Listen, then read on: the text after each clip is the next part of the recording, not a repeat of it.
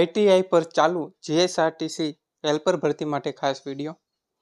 પ્રશ્ન 1. Clearance angle ખૂબ ઓછો હોવાના કારણે શું થાય છે? ઓપ્શન એ કમ્પ્રેશન ઓછું થાય છે. બી. રેક એંગલ વધુ હોય છે. Option C. કટિંગ એજ નબળી હોય છે. Option D. ઇન્ક્લિનેશન એંગલ વધુ હોય છે. તેનો જવાબ આવશે ઓપ્શન સી. કટિંગ એજ નબળી હોય છે. પછીનો પ્રશ્ન. કોન્ટેક્ટ બ્રેકર પોઇન્ટ્સ વચ્ચેનું અંતર તપાસવા માટે નીચેનામાંથી કયું સાધન વપરાય છે? Option A steel rule. Option B wire gauge. Option C micrometer gauge. Option D feeler gauge. તેનો સાચો જવાબ આવશે ઓપ્શન ડી ફિલર ગેજ. પછીનો પ્રશ્ન. સ્ટીરિંગ અને પિનિયન ગિયર કે જે ગરમીના વિસ્તરણ અને લુબ્રિકેશન પર કામ કરે છે તેમાં શું હોય છે? Option A pits. B balls. C seams. D backless. તેનો સાચો જવાબ આવશે ઓપ્શન બી બોલ્સ. પછીનો પ્રશ્ન. લીડ એસિડ બેટરીની નેગેટિવ પ્લેટનો રંગ શું હોય છે? Option A grey. B brown. C black. D white. તેનો સાચો જવાબ આવશે મિત્રો ઓપ્શન એ ગ્રે. પછીનો પ્રશ્ન. ફ્લાય વ્હીલનું કાર્ય શું છે? ઓપ્શન એ તે માઉન્ટિંગ અને સ્ટાર્ટર ક્લચ એસેમ્બલી માટે સપાટી પૂરી પાડે છે. બી તે વાલ્વ ટાઇમિંગ જાળવે છે. સી તે ક્રેન્કશાફ્ટને ઠંડુ કરે છે. ડી તે પિસ્ટન ટાઇમિંગને સપોર્ટ કરે છે. તેનો સાચો જવાબ આવશે ઓપ્શન એ તે માઉન્ટિંગ અને સ્ટાર્ટર ક્લચ એસેમ્બલી માટે સપાટી પૂરી પાડે છે. પછીનો પ્રશ્ન છે. 12 વોલ્ટની લીડ એસિડ બેટરીમાં કેટલા સેલ શ્રેણીમાં જોડાયેલા હોય છે? Option A 4. B 5. C 6. D 7. તો તેનો સાચો જવાબ આવશે ઓપ્શન સી 6. પછીનો પ્રશ્ન છે કે MPFI સિસ્ટમમાં સેન્સરનું કાર્ય શું છે? તેનો જવાબ તે ભૌતિક અને રાસાયણિક ચલોના સ્વરૂપમાં માહિતીને સમજે છે. પછીનો પ્રશ્ન. નીચેનામાંથી ક્યુ રોટરી ગતિને રેખીય ગતિમાં રૂપાંતરિત કરે છે? ઓપ્શન એ રેક અને pinion. Option B worm gear. Option C bevel gear. Option D herringbone gear. તો તેનો સાચો જવાબ આવશે ઓપ્શન એ રેક અને પિનિયન. પછીનો પ્રશ્ન કે હેલોન અગ્નિશામક શેનાથી ભરેલું હોય છે? જવાબ કાર્બન ટેટ્રા ક્લોરાઇડ. પછીનો પ્રશ્ન. ડિસ્ટ્રીબ્યુટર લેસ ઇગ્નિશન સિસ્ટમમાં ડિસ્ટ્રીબ્યુટરને શેના દ્વારા બદલવામાં આવે છે? જવાબ સી ક્રેન્ક સેન્ટર. પછીનો પ્રશ્ન. નીચેનામાંથી ક્યુ MPFI સિસ્ટમનો ભાગ નથી? Option A electronic fuel injector. B carburettor. C electronic fuel pump. Option D throttle position sensor. તો તેનો સાચો જવાબ આવશે option B carburettor. Piston movement સાથે જોડાયેલા વાલ્વમાં ખુલવા અને બંધ થવાની ક્રિયાને શું કહેવાય છે? જવાબ છે તેને વાલ્વ ટાઇમિંગ. પ્રશ્ન એની પછીનો તો કે કનેક્ટિંગ રોડ શેના બનેલા હોય છે? Option A cast steel. Option B cast iron. Option C aluminium. Option D high carbon steel.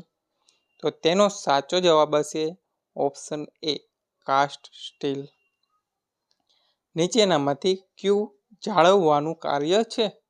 A scavenging પૂર્ણ કરવું. બી પાવર આઉટપુટ.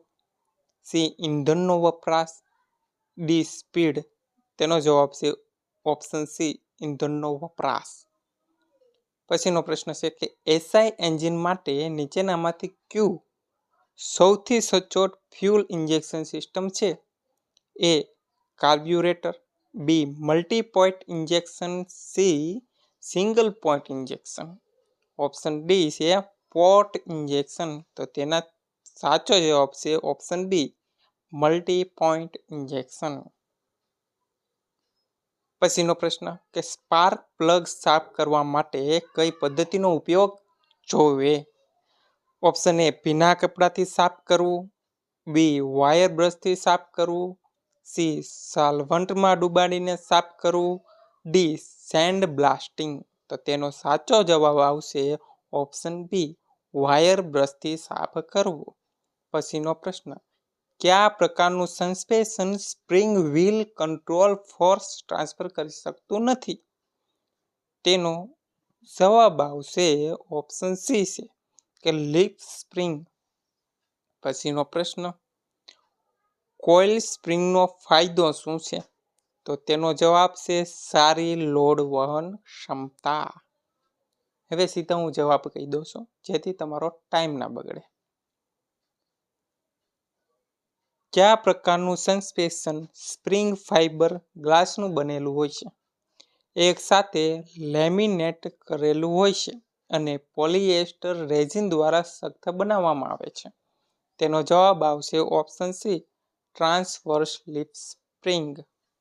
પછીનો પ્રશ્ન છે વ્હીલ સિસ્ટમનો ઉપયોગ એક્સલ અને ચેસિસ ફ્રેમ માટે વચ્ચે શા માટે થાય છે?